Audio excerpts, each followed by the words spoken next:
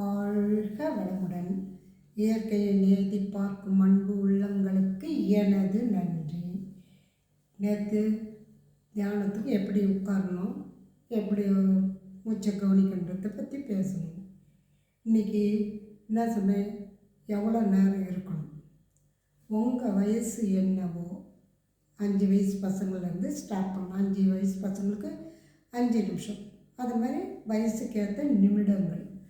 இதை நீங்கள் காலையில் ஒரு முறை, சாயந்தரம் ஒரு முறை, உங்கள் வயசு என்னவோ அதுக்கேற்ற மாதிரி உட்காந்து பாருங்கள். என்னால் முடியல அப்படின்னா முதல் ட்ரை பண்ணுங்கள். ஒரு 10 நிமிஷம் உட்காருங்க.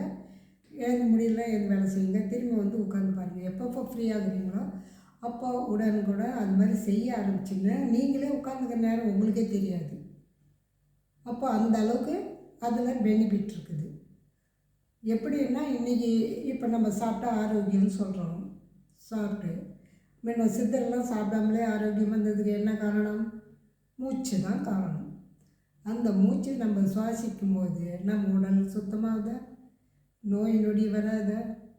இப்போ இதை ஏன் நம்ம ஃபாலோ பண்ணக்கூடாது? கண்டிப்பாக நம்ம செய்யலாம். அதுவும் கூட்டுத்தவம் செய்தால் இன்னும் விசேஷம் அதிகம். உங்களுக்கு எதுனா பிரச்சனைன்னு இருக்கும்போது நீங்கள் இது மாதிரி தியானத்தில் உட்காந்துருங்க. உட்காந்தும்போது நீங்களே கேளுங்க. நீங்கள் மற்றவங்ககிட்ட போய் எனக்கு சொல்யூஷன் கொடுங்க, எனக்கு இது மாதிரி இதுன்ற எண்ணமே நீங்கள் மற்றவங்களை உங்களை பற்றி தாழ்த்தி பேசாதீங்க. ஃபஸ்ட்டு. ரெண்டாவது, உங்களை நீங்களே கேள்வி கேளுங்க. ஏங்க நாங்கன்னா படிச்சுக்கிறோமா, எப்படிங்க கேள்வி கேட்குறதுங்க? கேள்வி எல்லாருக்கும் இருக்குதுங்க.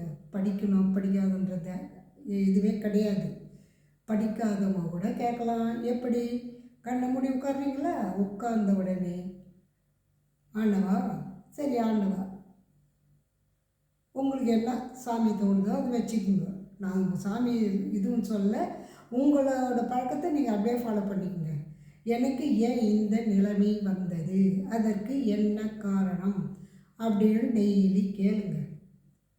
கேட்கும்போது உங்களுக்கே சிரிப்பு வரும்.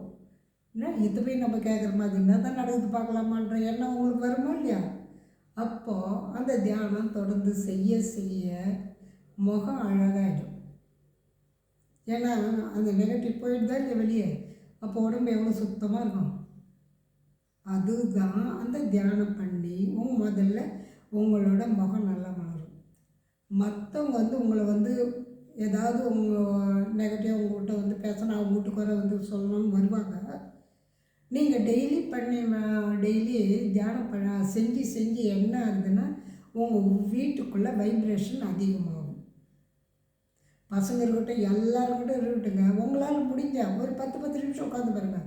பசங்க ஸ்கூல் போயிட்டாங்களா, கொஞ்சம் நேரம் ஃப்ரீ ஆகிறீங்களா, அப்போ உட்காருங்க. நைட்டு எல்லாம் சாப்பிட்டு படுத்துறாங்களா, அப்போ கொஞ்ச நேரம் உட்காருங்க. உட்காரும்போது உங்கள் வைப்ரேஷன் அங்கே இருக்கும்.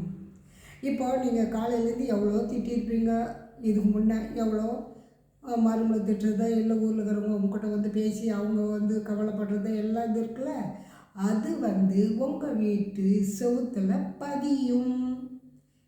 எப்படிங்க பதியும்? அதை நாளைக்கு சொல்கிறேன் எப்படி பதியுன்றத. அந்த பதிவுலாம் போக்கணுன்னா நீங்கள் தியானம் செய்து அதை போக்கலாம். இதை நானே செய்து பார்த்தேன், உணர்ந்தேன். இப்போ வரவங்க எங்கள் வீட்டுக்கு வந்தால், உங்கள் வீட்டுக்கு வந்தால் ரொம்ப நல்லா இருக்குது, அது என்னன்னு எங்களுக்கு தெரியலன்றாங்க. அதுக்கு தான் சொல்கிறேன், உங்கள் வீட்டை நீங்களே மாற்றலாம். அப்போ வரவங்க சொல்லுவாங்க, ஏன்பா இப்போ என் கூட முன்ன மாதிரி பேசலப்பா, அவங்க மட்டும் தியானம்னு உட்காந்துறாங்கவாங்க. ஏன்னா குறை சொல்கிறவங்க கட்டாவது ஃபஸ்ட்டு எங்க. இப்போ நீங்கள் அவங்க குறைய கேட்டால் நீங்கள் என்ன பண்ணுவீங்க? அதை வச்சு நீங்கள் மனசு ராத்திரிலாம் தூங்க மாட்டீங்க. தூங்காமல் உங்கள் மனசு அலையை விட்டுட்டு அவங்க நல்லா நிம்மதியாக தூங்குவாங்க. ஏன்னா அவங்கள்ட்ட சொல்லிட்டாங்களே. அப்போ அவங்க நிம்மதியாக தூங்குவாங்க. நீங்கள் தூங்குவீங்களா? தூங்க மாட்டீங்க. ஏன் அவள் அது மாதிரி சொன்னா, ஏன் இது மாதிரி சொன்னா அப்படின்ற எண்ணம் தான் உங்களுக்கு மேலே மேலே வருமே தவிர அதை மறக்கணுன்றது எண்ணம் வராது. இதெல்லாம் மறக்கணும், அவங்க சொன்னது அவங்களோட போட்டுன்னு விடுற அளவுக்கு உங்களால் முடியாது. ஏன்னா இப்போ பசங்க பேரம் பேத்திருந்தால் அடுத்த நிமிஷம் மறந்துடுவீங்க, அவங்களோட டைரெக்ஷனில் போயிடுவீங்க. சிலருக்கு அப்படி இருந்தும் நைட்டில் அந்த ஞாபகம் வந்துடும் அவங்க சொன்னதெல்லாம். அதெல்லாம் வராமல் இருக்கிறதுக்கும் இனி மற்றவங்க உங்களை அது மாதிரி அவங்களோட ஃபேமிலியோட பற்றி அவங்க ஃபேமிலியை பற்றி உங்ககிட்ட சொல்லவும் வரமாட்டாங்க. மற்றவங்க ஃபேமிலி பற்றி பேசுகிறவங்க உங்கள் வீட்டுக்கு வரமாட்டார்கள். அப்போ நீங்கள் எப்படி இருக்கலாம்? உங்கள் வீடு எப்படி இருக்கும்? கோயில் மாதிரி இருக்கும். எல்லாம் பாசிட்டிவ் தான். வாழ்க வளமுடன். நாளை தொடரும்.